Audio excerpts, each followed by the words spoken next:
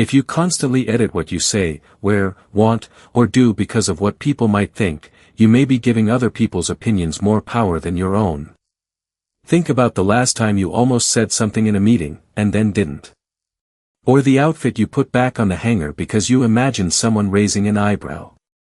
Or the small preference you kept to yourself because agreeing felt so much easier than risking a disagreement. None of these moments feel dramatic in the instant they happen. That's exactly why they're so easy to miss. Each one, on its own, looks like nothing. But string enough of them together, over years, and you get something much bigger than a habit. You get a smaller version of a person, one carefully shaped not by their own desires, but by an ongoing, silent negotiation with imagined judgment. Psychologists have a name for the general pattern, though it shows up under a few different labels depending on the research tradition. Some call it self-monitoring. Others call it social anxiety in its milder, subclinical forms. Still others simply call it people-pleasing. But underneath all of these labels is the same core mechanism. A person's internal compass for how to act gets quietly outsourced to an audience, real or imagined, that is constantly evaluating them. Here's what makes this so worth understanding. This isn't a story about weak-willed people who simply need to toughen up. It's a story about a nervous system doing exactly what it evolved to do. Humans are an intensely social species. For most of our history, being cast out of the group wasn't an inconvenience. It was a genuine threat to survival. So the brain developed an early warning system, constantly scanning for signs of disapproval, exclusion, or judgment, and nudging behavior to avoid them before they even happen. That system is not broken in the people who shrink themselves. It's simply overactive, firing warnings in rooms that are actually quite safe. In this video, we're going to walk through 5 signs that this early warning system has taken over more of your life than it should. We'll look at what's happening underneath each one, drawing on research in social psychology, and then we'll get into 2 practical techniques you can start using this week to gradually hand your judgment back to yourself. Not through some dramatic personality overhaul, but through small, deliberate exposures that teach your nervous system a new lesson, that being seen is not the same as being in danger. The first sign is self-censorship. This is the habit of editing your words before they leave your mouth, not because they're unkind or untrue, but because they might make someone uncomfortable, might reveal too much, or might simply be a little too honest for the room. It can look like softening an opinion until it barely resembles what you actually think. It can look like staying quiet in a conversation you have real insight into, because speaking up would draw attention your way.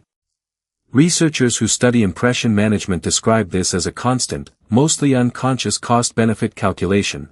Is the value of saying this worth the risk of how it might land? For someone with an overactive judgment radar, that calculation is tilted so far toward caution that the answer is almost always no, even when the real-world risk is close to 0. The second sign is excessive agreement. This is different from being agreeable, which is a genuine personality trait and, frankly, a pleasant one. Excessive agreement is agreeing even when you don't actually agree, because disagreement feels like it opens a door to conflict, criticism, or judgment you'd rather avoid. Over time, this creates a strange kind of erosion. People around you know what they think. They may not know, with any real confidence, what you think, because you've rarely shown them. The third sign is avoiding attention, even the good kind. This one surprises people, because we tend to assume that only criticism is uncomfortable. But for someone whose nervous system treats being noticed as inherently risky, praise, celebration, and even simple compliments can trigger the same instinct to shrink. Turning down recognition you've earned. Deflecting a compliment instead of simply accepting it. Downplaying an achievement the moment someone brings it up. Psychologists sometimes describe this as a fear of positive evaluation, a lesser-known cousin of the fear of negative evaluation that most people are more familiar with. The logic underneath it makes a strange kind of sense once you see it. If being seen at all feels risky, then being seen more, even for something good, simply raises the stakes. The fourth sign is apologizing unnecessarily. This is the reflexive, sorry, that shows up before asking a question, before taking up physical space, before expressing a need, before existing in a way that might inconvenience someone else, even slightly. Researchers who study conversational patterns have found that for some people, the word functions less as a genuine expression of remorse and more as a kind of social cushioning, a way of preemptively softening the impact of simply being present. Said once in a while, it's harmless. Said constantly, it quietly communicates something to both the speaker and the listener, that your presence itself requires an apology. The fifth sign is hiding preferences. This might be the quietest of the five, and also the most corrosive over time. It's the practice of saying, "I don't mind, whatever you want," so often that you genuinely lose touch with what you actually want. It's picking the safest, most agreeable answer to, "Where should we eat?" or, "What do you think we should do this weekend?" not because you truly have no preference, but because stating one feels like handing someone a reason to judge you. The danger here isn't any single instance. The danger is what happens after years of it. Preferences, like muscles, need use to stay accessible. When you stop consulting your own, the connection to them doesn't just go quiet. It can genuinely start to fade. Now, here's the important part. All five of these signs share the same underlying architecture. In each case, an imagined judgment, one that hasn't actually been spoken by anyone, gets treated by the brain as though it were a real and present threat. This is worth sitting with for a moment. In most of these situations, no one has actually criticized you. No one has voiced the objection you're bracing for. Your nervous system is responding to a prediction, not an event. And predictions, unlike events, can be wrong. This matters because it points us toward the actual solution. You cannot think your way out of an overactive threat detection system. Believing, intellectually, that people probably won't judge me rarely calms the alarm, because the alarm isn't reasoning with you. It's reacting faster than reasoning even begins. What actually recalibrates a threat detection system is evidence. Specifically, repeated, direct, lived evidence that the feared outcome doesn't happen, or that even when a small version of it does happen, you survive it completely intact. This is the exact principle behind one of the most well-supported techniques in clinical psychology for treating anxiety, gradual exposure.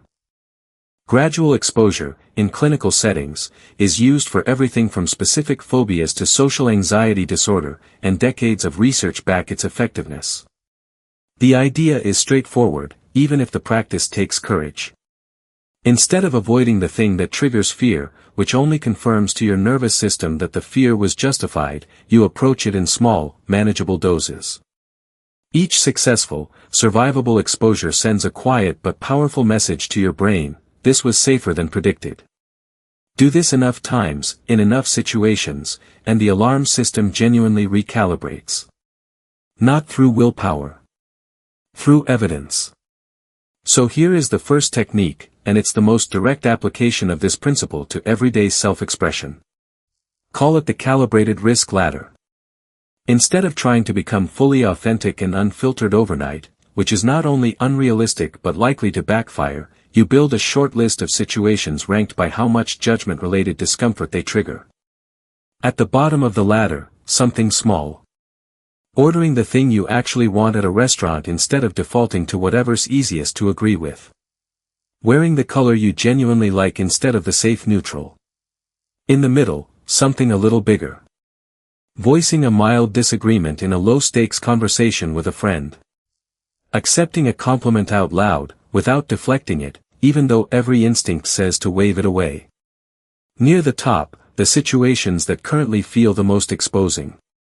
Sharing an unpopular opinion in a group setting.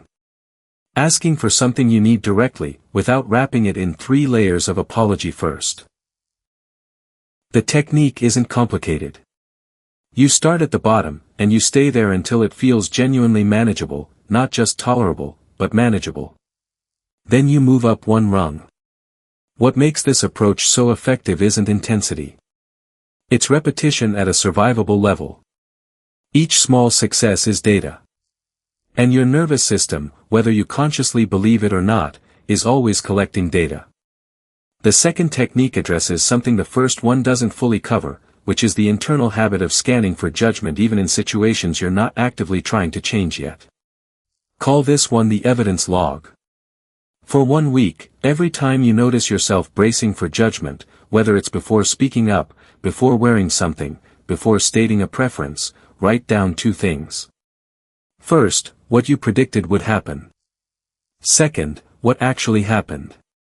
Not what you think might have happened beneath the surface, not what you imagine someone was secretly thinking, but the observable, factual outcome. This exercise draws on a well-established idea in cognitive behavioral approaches to anxiety, that anxious predictions are testable, and testing them tends to reveal a significant gap between what we fear and what actually occurs.